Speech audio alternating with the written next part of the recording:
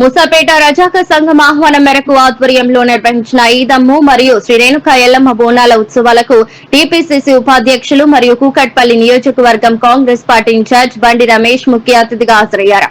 అమ్మవారిని దర్శించుకుని ప్రత్యేక పూజలు నిర్వహించారు. కార్యక్రమంలో బి బ్లాక్ అధ్యక్షులు తూము వేణు, ఏ బ్లాక్ అధ్యక్షులు పట్లోల నాగిరెడ్డి, తూము ఎల్లారావు రాజు, తూము సంతోష్ కుమార్, సిప్పిడి భాస్కర్, అమీర్ బుచ్చిరబాబు, రజక సంఘం నాయకులు నోముల యాదగిరి, నోముల స్వామి నరేష్, సత్యనారాయణ, తోట మల్లేష, స్థానిక నాయకులు కార్యకర్తలు పాల్గొన్నారు.